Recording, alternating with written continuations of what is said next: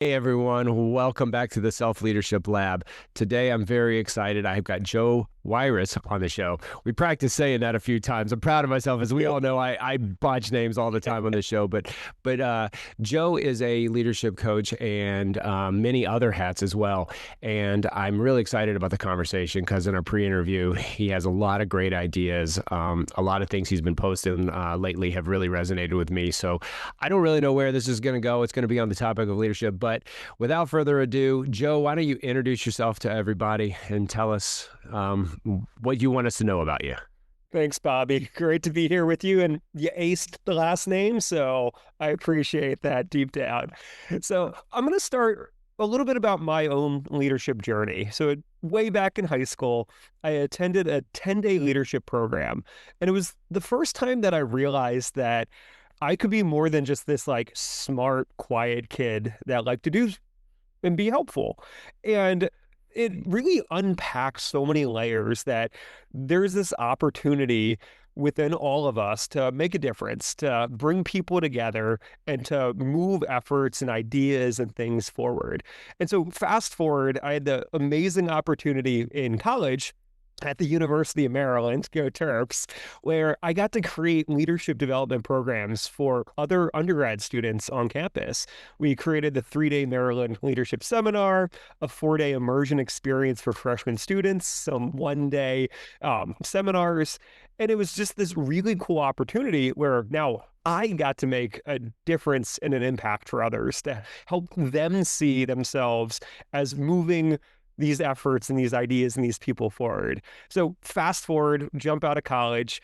I'm at Booz Allen Hamilton, one of the top engineering and consulting firms on the East Coast for the U.S. intelligence community and federal government work.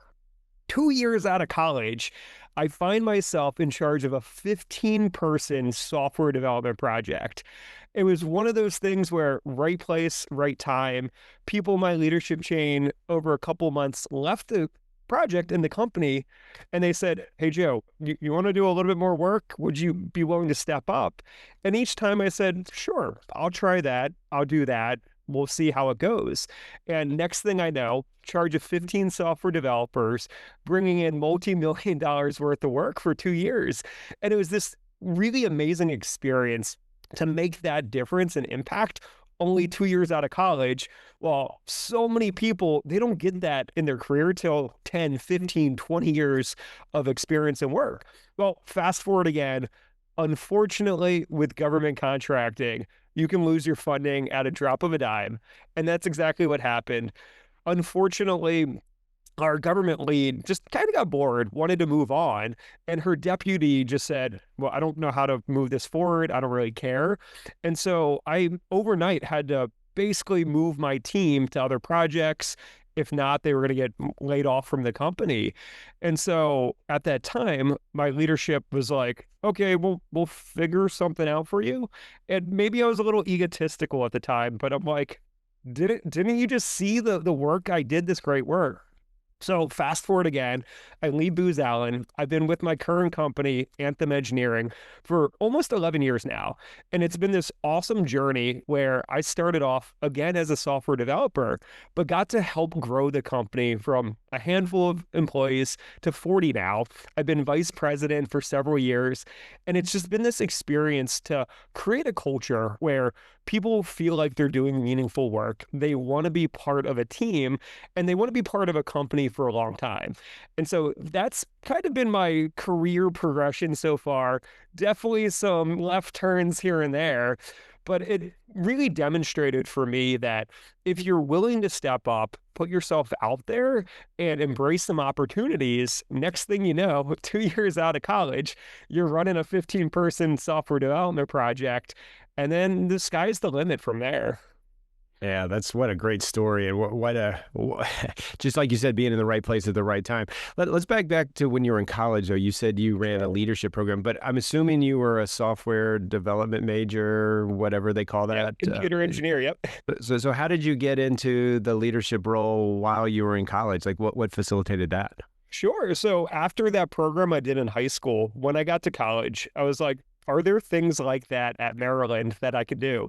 And so I participated in a couple of the programs my freshman year and then realized, oh, cool, like other undergrad students are getting to actually build and facilitate and educate through these programs. And so I volunteered. I was like, hey, can I be part of it? You go through the interview process. They talk about the skills and the things you want to achieve and accomplish. And it just, for 3 years, I got to be part of that amazing program. And to your question, you're like, wait, you're an engineer. Aren't you like not a people person? Don't you want to like stare at a computer screen? But for me, I realized I'm really good at looking at a problem and dissecting it and coming to it with a process. And so just like I write software, just like I build projects, I was able to do that for these leadership programs as well, where it's what's our goal? What are our learning outcomes? And how do we work together to achieve those learning outcomes for the other students in our projects and programs? Yeah, wow, that's so cool, and you learned it at such a young age. I think Yep. it's really transpired into where you're at today. So, you talked a little bit about building culture, and you did that at University of Maryland. You did it at Booz. You did it at your company now. Um, Share with me like what the leadership role is in building a culture. I know that's kind of wide open, but just share your thoughts on that because I think building a culture is something that leaders sometimes neglect or don't even think about because they're always project oriented or bringing in the revenue, that sort of thing. But to me, it sounds like it's a passion for you. Can you just give us a little more on that? Yeah, it's definitely a passion because at the end of the day, sure, company has bottom lines. They want to make money. They want to continue to grow. But the only way you really do that successfully for the long term is if you bring the people along with you. If you build a culture where people are invested. And to do that, particularly at the leadership level, that means taking ownership of everything, of the challenges that your employees are having, of the things you're communicating to them, of the decisions you make. So many times as leaders, we're afraid to be open and honest and upfront about the decisions we're making. We do it and then we kind of like brush it off to the side and hope that maybe we don't upset too many people. And that sometimes works, but in the long run, you build this culture where you're, again, not upfront, you're not honest, you're not really bringing people into that decision-making process. And so ownership really looks like explaining why you made a decision, how it's going to impact your employees, the company, the project, the directions, and then embracing it when it goes wrong sometimes too. One of the hardest lessons I had, and I still have it to this day, is when something goes wrong, I did it. That was my decision. This is why I did it, and put the egg on my face. I had so many opportunities to take ownership in high school and college and early career when I didn't. And then I would look back at those moments and I could see the hurt that I created for others because they thought that I was going to be true to my word. I was going to be there supporting them and being collaborative. And I wasn't all the time. And so at that early age in my career, I had a couple of those pivotal moments, and that really challenged me to always accept and explain why I'm making a decision. And the big piece around that is the word why and the purpose. So many times we think we can just tell people below us or next to us or even above us, hey, this is the decision I made. We're moving forward because I'm the boss. I'm the owner. I'm the leader. But if you don't take the time to actually explain why, then again, maybe they agree with you. But if they don't, that resentment about your decision is going to build and build and build until people start leaving. Your retention's horrendous because they don't trust you as an individual, let alone a leader in your company. And so it's those things like ownership, like communication, like being an open, honest person that sets the foundation for leadership for me. Yeah, no, that's so cool. So many leaders will accept the win but delegate the loss. Exactly. And it should be the opposite, I think. I think as a leader, especially if you're over a team, you need to build that team up because, not everyone had this meteoric rise like you did, where 2 years in, you're doing a project. I mean, a lot of engineers and developers, it takes a while and then they have to make a career track, a lot of them, right? Do they want to go into management? Do they want to stay in the development piece? And so to blend those two, and that's what probably in the work that you're doing, are you still doing computer? I think you're still doing computer design development kind of work on the, yeah. I did take a little bit of a step back this past year to really focus on people development. But before, yeah, definitely Yeah. balance of both worlds. Yeah, so I mean, I can only imagine the challenges as a leader with those type of people. And I'm not a developer, but I've managed projects. I've always been on the management track, but I have a lot of friends. I went to an engineering school, so most of my college friends are engineers of some sort. So I'm kind of aware of like how they tick as a person. But in your case, because you were in it, you probably understood it a little bit more. But where did you find like getting to know the individuals? Because you probably have a wide gamut of personalities. Oh, you talk about the why, but the company's why is always different than the person's why. A lot of times, some people just want a paycheck. Some people want to create all day. Whatever. Can you talk about that balance about the human element within the people that you lead? Yeah, definitely. That is so important, the human element. Every single one of our interviews, when we're looking to bring someone on, we literally ask that question. Why do you do the things you do? What do you enjoy about it? And where do you want to go in the next 5, 10 years? Because some people, they just want to code 40 hours a week for the rest of their lives. They enjoy that. They love the problems. They love software. Don't put them in front of a customer. Don't put them in any meetings because that's not what they enjoy. Other people like myself, right off the bat, I said, well, I enjoy software development. I love the problem solving, but I like the people better. I like building these teams and moving things forward. And then you have people everywhere in between. Hey, like, I'm not sure I like software development. Can I have an opportunity to like talk to the customer or give a demo or run a meeting? And so what we do is not only once we bring someone on and we understand that, it's a monthly check-in. What are you doing now this month that you still enjoy? Are there things on your plate where maybe we can take them off your plate because you don't really enjoy those things? Or is there something new you want to try? A year ago, we had a software developer who, one of the best I've ever worked with, and they were like, hey, could I actually do a little bit more customer outreach, actually understand their requirements, work with them to build a project plan? And so we worked with that software developer to figure out how we could integrate them into a new effort, have them come to the meetings, have them build the requirements. And so it takes time and effort and intentionality to understand where people are now and figure out where they want to go.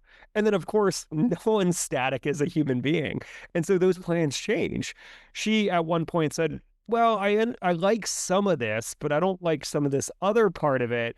How can we shape it to really fit in where I enjoy and want to do those things? And obviously, you don't always have the ability or the opportunity to do that for all of your employees. But again, that goes back to the why. Hey, right now, we don't have a new project. We don't have that opportunity, but we'll check in monthly and let you know when it arises, and we'll make that plan. And then again, we have to look at that person holistically. You might have a high-flying software developer that is knocking everything out of the park. They're the person you go to every single day for those critical bugs and tasks and challenges. And then they have a bad week. They're struggling, something's going on. The easy default answer is, well, they're slacking. They just like don't feel like it this week. Maybe they have stuff going on at home. Maybe they had a water main break because of all the ice we've had recently.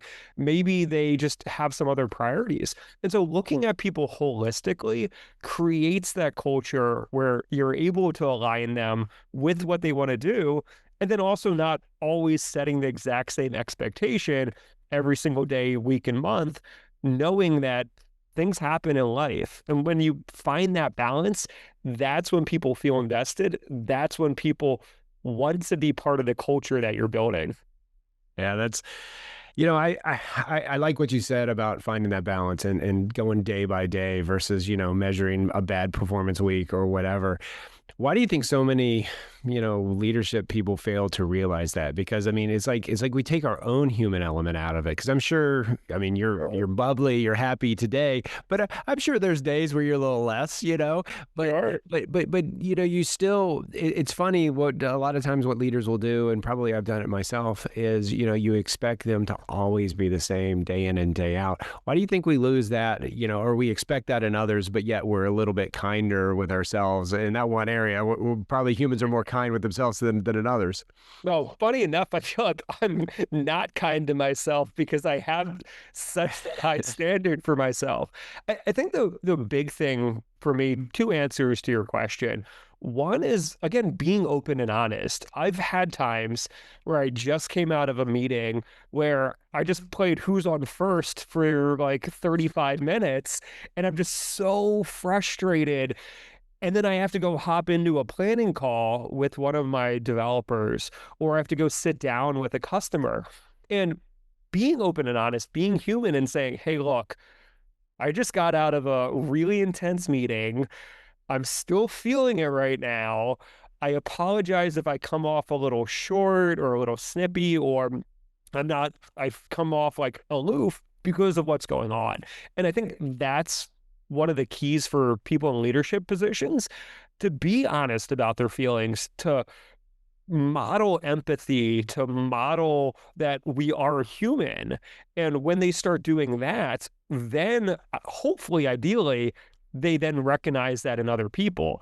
But to your question, so many times we get focused on we got to get it done. We have deadlines, we have priorities, the boss is looking, the customer's looking, and it's a lot of pressure. And so, again, if you're starting to feel that pressure, hey, team, that deadline that was supposed to be 3 weeks from now, we just got it moved up to next week. I'm feeling very stressed. You're going to feel that stress from me. I apologize. Here's why the deadline got moved up. It's outside my control. I'm sorry. What can we do collectively to try to hit it? And so when you start doing those things, when you start leading by example, then you can shift, you can pivot and understand that, oh, that person just yelled at me as my employee. I'm not going to go into I'm going to fire them mindset. Instead, I'm going to go into oh no, something's going on in their life. They're feeling a certain way. Why don't I give them space? Maybe say, hey, let's grab a conference room. And is there something you want to talk about? And it's those things that, if you're intentional about, you recognize people are humans, you recognize yourself as a human, that's when you build the culture.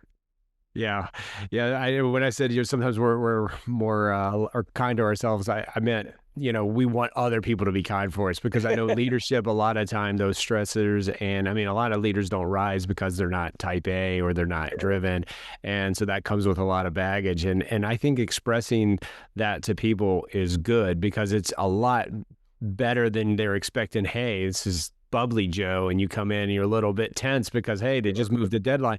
And we're both in government contracting. That happens all the time. And you'd think people would get used to it, but it always comes at, it's Murphy's Law. It always comes at the worst time, right? You got a lot of things on your plate, and boom, I know a few weeks ago I had nothing on my calendar for the day, and I'm like, this is great. I'm going to get a lot of work done. I'm going to crank it out.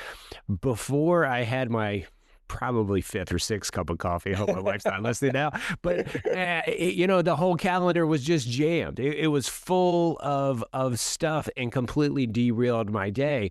Well, Yep. I mean, it takes some presence and say, okay, well, it is what it is. I'll take care of it later. But at the same time, I told a few people like, hey, I was focused on this and now it's this. So, let's get through it together. Let's solve these problems. And as a leader, I have to really be aware of that, because if I start getting snippy, Yep. I'm going to start making rash judgments. I'm going to, and again, it's always, you got to be so kind to people regardless when you're in a leadership position, because like I said, Exactly. you can do so much harm if you're not. Mm.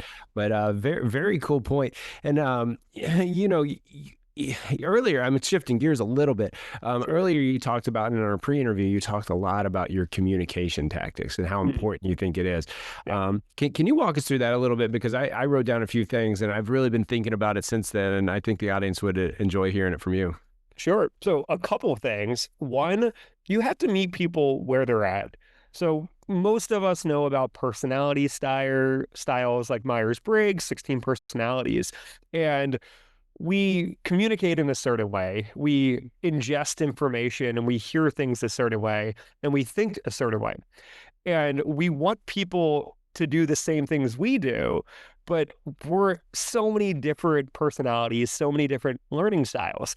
And so the number one thing is recognizing how someone else consumes information and processes it and trying to meet them where they're at. If I'm a very big thinker, I'm very logical, I just process right through what I need to communicate. But if I'm talking to someone that really approaches situations from an emotional level and doesn't follow a very linear path, then we're not going to get to the same point very quickly.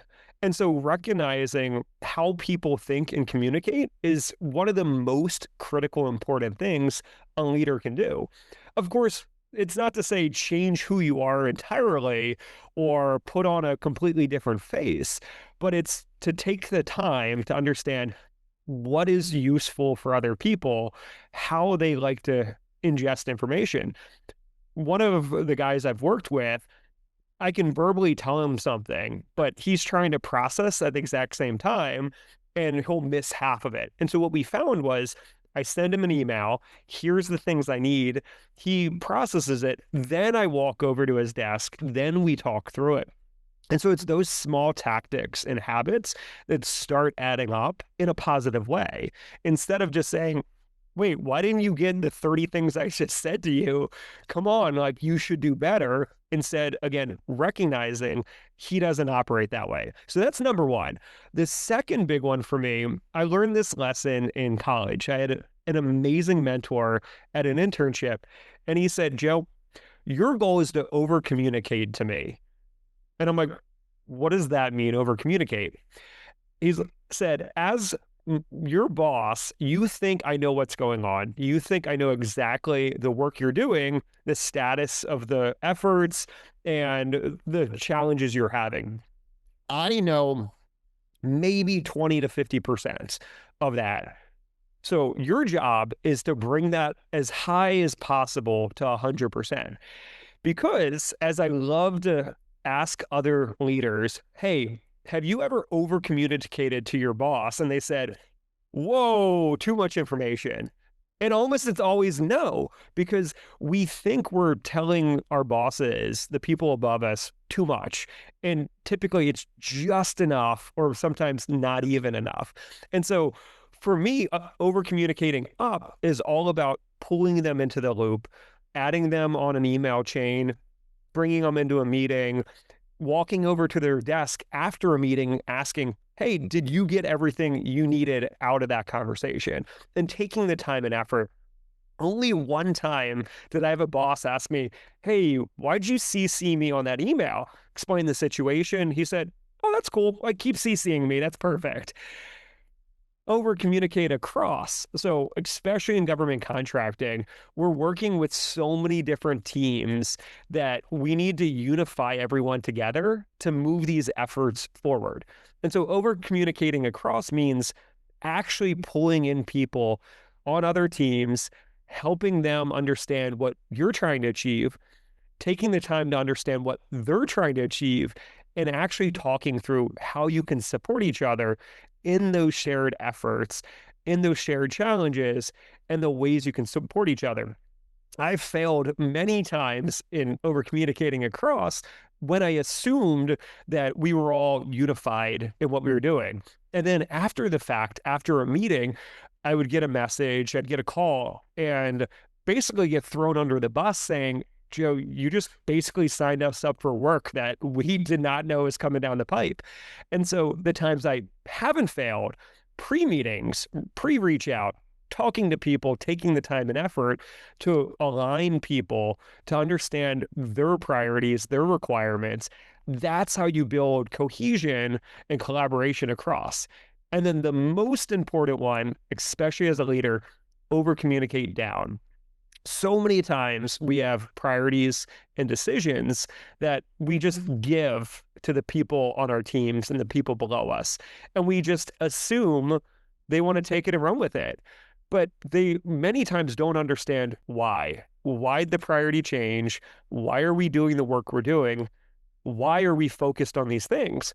And so, as a leader, if you take the time, you take the effort, you sit down and explain those things, that's when you build that culture where maybe they disagree with the direction. Maybe they're a little peeved at you that their new pet project has to get shelved for a month. But if you took the time to explain why, they at least understand where you're coming from. Now, the one caveat I will put out there is as leaders, a lot of times we are kind of that shield for a lot of the craziness that's going around next to and above us. And so as leaders, there is a balance of what to share down that is some of those conflicts, some of those challenges that you're having. Again, finding that balance of, okay, we should keep them into the loop about priorities changing and a little bit of why, but maybe not because I really don't like that guy over there. He hates me, and we're just not going to work together well. And so when you do that, when you over communicate up, across, and down, and you take the time to really explain why, those foundational communication tactics mixed with meeting people where they are, it's just rocket fuel for building a culture of success. Yeah, I want to give you a couple personal examples when you told me that that I've implemented in the last couple of weeks. So my wife has asked me to take over some of the production of this podcast because she sees us taking my time and whatever. And I was thinking about it. Well, because I'm a control guy, and it's got my process down. And had I showed her my way, it probably wouldn't have worked. And, and it's dangerous, teaching your wife something, again, not advisable. But in this case, because I was listening to you, I thought about it and I said, well, I just simply asked her, I said, how do you best learn? Because is it me writing things down in a process flow, which is the way I would do it? Yeah. Or is it like kind of show, learn, you do it, and again, no chance of failure here. I mean, you always got other copy. It's not like you're going to ruin anything anyway. So, that alone was like a light bulb in my head because I never had approached something like that because I'm not a technical guy, right? I don't know much. So I learn things. A lot of Chat GPT walks me through. and I've even built a model that says, hey, you got to break this down like I'm a first grader who's never touched a computer before, which probably isn't even true anymore. First graders probably know way more about computers than I do. Maybe I should hire a couple of them. But it really is so interesting how people work, and so I want to thank you for that. I practiced that. And then on the over communication part, you kind of got me thinking about the over communicating up, because you're absolutely right. The people that we report to, they know the surface or maybe the high level 20,000 foot view, but they don't know what's going on at the surface, right? So I said that wrong, but first, but that over communication up. And, I've actually had one instance, and I don't even remember when we talked, it was a few weeks ago. I actually had only one instance where someone says, Bobby, you're telling me too much. I don't need to know all this. And I don't think I was telling them too much. I think in that case, they just were tired, grumpy, just didn't want to listen anymore. Yeah. But at the same time, I'm telling you, it has opened up the projects that I'm working on so great, because often as a leader, you just assume everyone knows what you, or I don't want to say you, I want to say I assume everyone knows what I know. Yep. So no, thank you for that. Because, they all say communication is 90% of project management or program management or whatever. And my last point that I took from you, well, just now, actually, this is a fresh one. So I'm just right off the cuff. I love it. That whole shielding you were talking about, that leaders do have to shield certain information and that sort of thing. Sometimes that goes too far. And I Yeah. think that might be one of the communications problems that leaders have is they think they've got to withhold information. And again, agreeably, some of it they do, right? You don't want to tell everyone that they may lose their job next week because then you're going to have mass exodus, panic, all that kind of thing. But again, sometimes just telling them about a project or a direction or it came out of this meeting and this and this and this, it sets them because speculation is a cancer. And the more your employees and followers speculate, so I know I rambled on for a long time there, but any closing thoughts on this topic before we move to the next one, or? Yeah, an example on our end. So recently we've had multiple government shutdowns, and we tried to be as proactive as possible to talk to our employees that, hey, look, this is the amount of funding left on the contract. Here's the runway. Here's the potential things that will happen if there's an extended government shutdown, if there's not. And if we hit a couple of these points, here are the things we're going to try to do to mitigate. Then here are some of the options you have. And just taking that time to really explain, lay out potential scenarios, and then leaving room for them to ask questions, express some of those like fears and concerns. We have zero control of what happens, but we have 100% control of at least explaining what could potentially happen for our company, for our contracts. And luckily, we really were not impacted too much because of how we set ourselves up for success. But they really much appreciated the fact that we took the time. We wanted to make sure that they were aligned and there weren't these speculative conversations just running rampant with zero insight and input from us.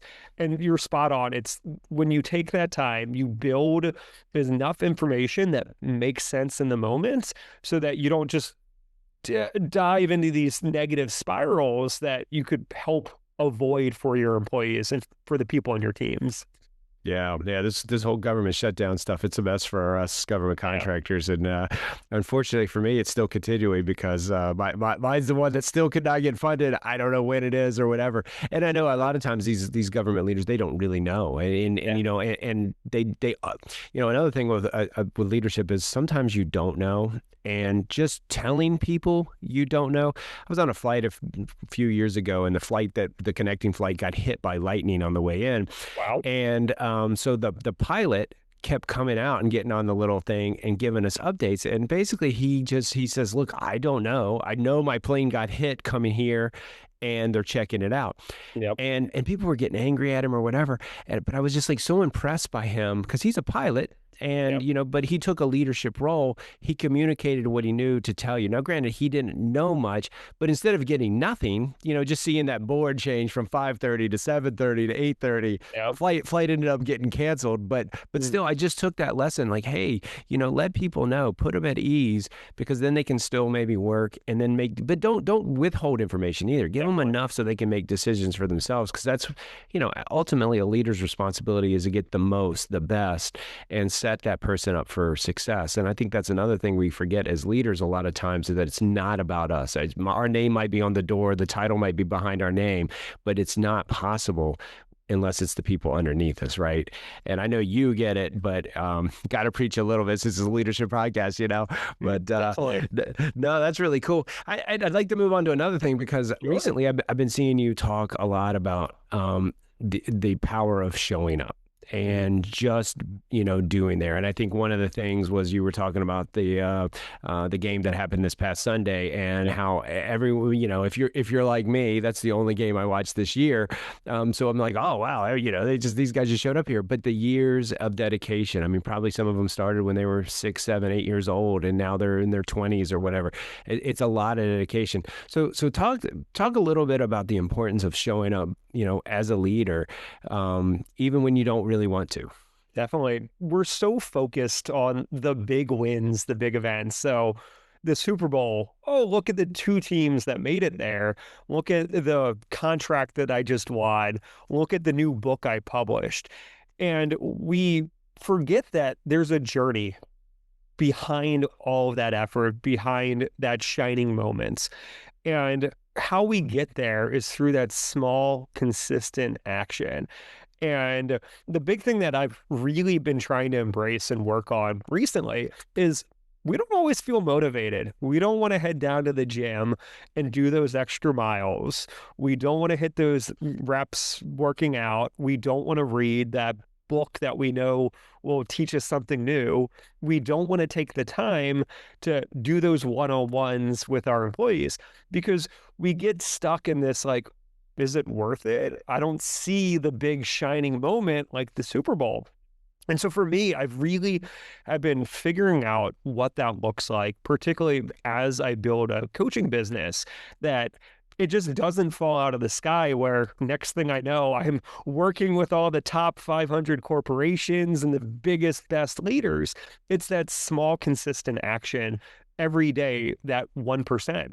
And so when we take the step back from leadership and we really just look at ourselves as individuals, back to those reps on the treadmill or the gym, we look at these people and we think that we have to follow the best and brightest system. We have to work out 5 days a week, or we have to make sure that we track our weights down to the calorie every day. And that can become exhausting and we lose the momentum. We don't feel like doing it. And so what I always encourage and challenge people to do is find a system that works for you. And the system's not going to be perfect. It's not going to always feel like the high flying momentum to get you there. But when you identify that goal, that vision you have, and you have those small, consistent efforts, that's how you eventually get there. For me, one of the most recent ones was, so I still don't consider myself a runner, but I literally ran 1,000 miles last year, ran the Baltimore half marathon. Back in 2012, I ran the Baltimore Marathon. And at the time, it was, hey, I'm graduating college. People talk about like gaining weight and just becoming sedate when you enter the working world. And so back in 2012, for me, the system, the thing that worked was setting an audacious goal, which was run a marathon. I went from running maybe 10 miles in a year to running 800 miles in 2012. And it was about that small, consistent effort. Fast forward throughout the years after that, and that massive effort started waning. Okay, now 2015, I run like 400 miles. 2018, I run like 100. And what I recognized was that original system, that original way of showing up for my health, particularly, wasn't working anymore. And so a few years ago, I reinvented my plan of action, which was every month I'm going to run 50 miles. And so I set that goal in 2023. And since then, I've now consistently hit at least 50 miles for like 30 months now. Last year, I said to myself, okay, that's building up. Now we have this 1,000-mile goal on the horizon. That's a pretty cool number. Like, let's get there. And luckily, I got there on December 30th. I had to go right towards the end. And why I share this, not to like impress anyone, but what I realized is creating these systems of showing up on a consistent basis that will make a difference in your life to get you where you want to go. For me, it's I love to eat and I don't have a great diet. So I balance that out with physical fitness. Well, taking a step back from that, looking at leadership. Okay, I want to have a culture of employees that want to stay, that are here for their entire career. What are the small, consistent efforts, the steps you're doing to support your employees so that they feel it? For us, it's those monthly check-ins. It's those quarterly reviews of everyone to see if they're still aligned. It's creating different things in our company culture to make sure that we're doing those small foundational building blocks. But like everyone, we get to that point where it's like, uh-oh, I got busy in January. I didn't do any one-on-one check-ins. That's my ownership. That's my bad as a leader. And so taking that step back, recognizing that we got where we are because of that small, consistent effort, and we need to continue with that, even when we don't feel motivated, even when it starts feeling like work. especially if we're one, trying to support people around us, and two, if we're going for that high flying thing like a Super Bowl. Well, I can't skip leg day and expect me to be the best running back, let alone be just a guy in the gym. And so that's really where my head's been coming into 2026, all about the consistent effort for myself personally, as well as for the people around me. That's so cool. And a lot of times, it goes back to your why. Like people will set metrics without a why. They'll set metrics because they see it in a magazine or they heard this guy does this or this guy does that. I mean, similar to, when you started running to not gain the weight after college. I mean, it was a why maybe at the time, but that's not a sustainable why because, you did it one year and then you backed off, backed off, backed off. But if your why is just general health or I love running because it clears my head or, whatever it is, the why sometimes doesn't have to be massive either. We always talk about audacious goals as coaches, but why does it always have to be audacious? Maybe it's just like, I want to move my body. Like I've gotten to a point now where I give myself 3 things to do every day. And the people on this podcast have heard it a lot. But one of the things that I've put on my goal sheet for the day is just go outside for 15 minutes because I'm in this office, doing the podcast, doing writing, doing work. And there's not even a window in here anymore. So I've noticed that is affecting, me as a person, my health, and so, but that's kind of a simple metric, but what's 15 minutes, right? You can take a call, you can do, it's a little difficult with the weather that you and I both experienced lately, but at the same time, it's like the why isn't anything other than I want to feel good. And I just want to encourage people as leaders, like you said, the big goal will happen. It may take, none of those guys immediately went to the Super Bowl. They weren't born and then they were in the Super Bowl. It took years and years and years of effort. Same with leadership, same with perfecting your, whether you work on your communication that we talked about earlier, or, how you build culture. You can't flip a switch on any of this stuff. And just warn people so that's really fantastic. So yeah, just show up every day. I think I shared this with you. I had a big weight loss journey and people are always asking me what's the key? Well, the key is consistency. I don't care if you row, I don't care if you run, lift weights. It doesn't matter as long as you do it. You hear people say, "Oh, the best exercise is the one you'll do." And and you said you're not a runner, but you ran and you are a runner, right? How many people have run a marathon? I don't know what the percentage is. Yeah. It's not. It's very small, very small. Yeah, it's not everybody, right? And I'll challenge you next time. When you run the marathon, run an extra mile, and then you can be an ultra marathoner.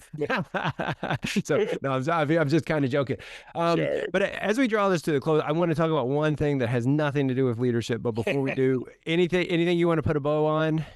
No, I love it. Let's jump in. All right. Well, 2 things actually. Number one, you got to explain all the scarves behind you because I know people are going to be looking at them and they're probably like me. What are those all about? So tell us that real quick. So as I mentioned, I went to the University of Maryland, College Park.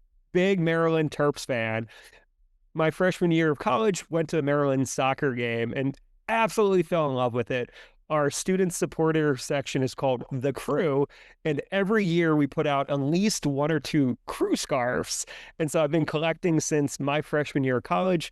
I'm up to, I want to say 30 scarves now. And it's just been this fun experience of building a collection, seeing the progression of all the scarves. And as you noticed, it's a great conversation starter too. Yeah, no, it's cool. It's cool. And then the second thing is, I know this, but tell people you're an avid skydiver. So just tell us how you got into that, and just.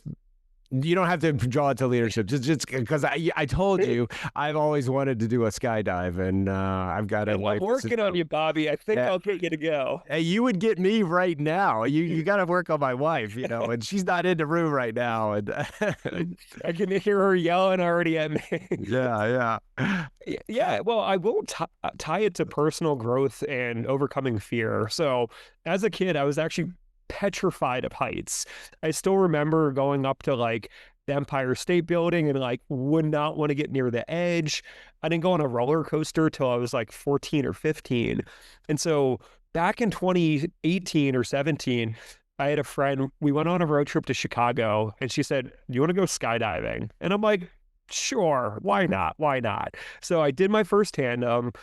I've done a couple tandems since. And then back in 2021, my friend again said, "Hey, I'm thinking about getting my skydiving license. Lets me jump out of a plane, not attached to anyone, turn the sky into a playground." And I'm like, well, I like to be an interesting guy in the room. I do love a good story. And so we both went through the certification program, both got our licenses. And so since 2021, I've jumped out of over 650 planes and 4 helicopters, of course.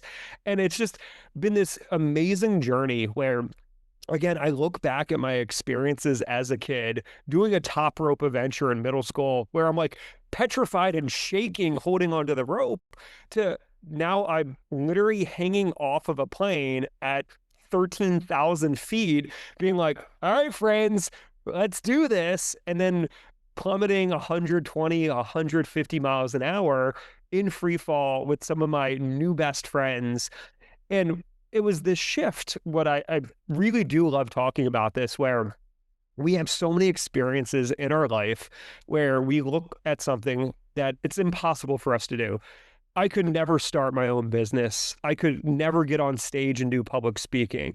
I could never be a leader. I could never actually give someone feedback and run a project. And then something happens. We have an opportunity. Someone pushes us.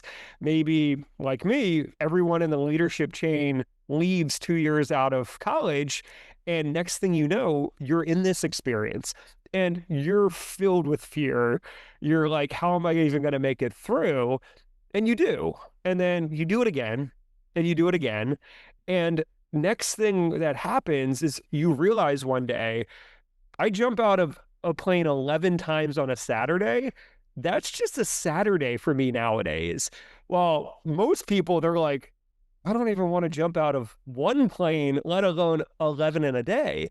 And so it's the same thing with personal growth and leadership. We're petrified of getting on stage. We do it once. Maybe it goes horrendously wrong, but we do it again. We do it again. We do it again. And now you're running a podcast and you're just flawlessly asking questions and bantering with your guest. You're running this massive multi-million-dollar project where the first time you could barely run a meeting. And it's that challenge of perspective and perception that I love having people think about, to look at the things outside the reality and ask yourself critically, what are those things that I have always considered, I've always thought about doing, but I'm too scared about, I'm too petrified. It's so far out of my reality. And then finding a way to take one small step. And the biggest, easiest thing is find a friend or a coach to bring you towards that first step. I wouldn't be a licensed skydiver if it wasn't for my friend who said, hey, let's do this tandem on a road trip, who then said, hey, I'm going to go get certified. Do you want to come along with me? And so when we're able to find a coach, a friend, a mentor, we see something outside our reality and we work towards it.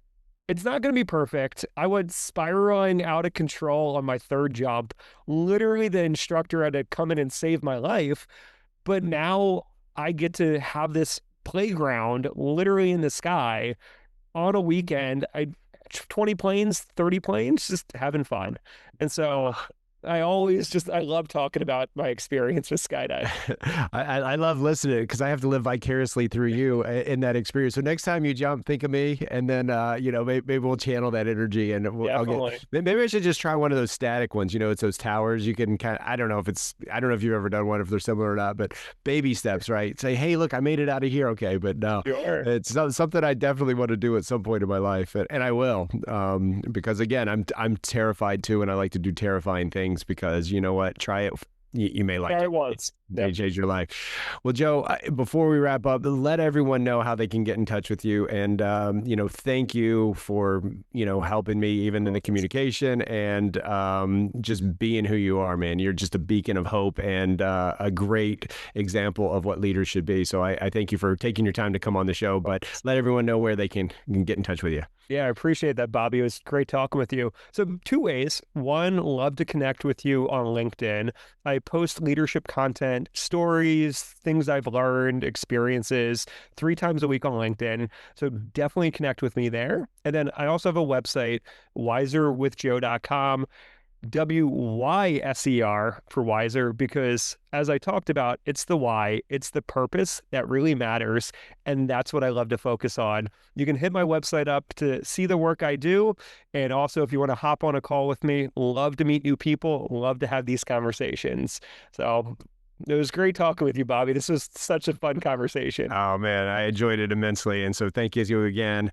And for all you listening, I hope you enjoyed it as much as I do. Have a wonderful week, and we'll see you soon.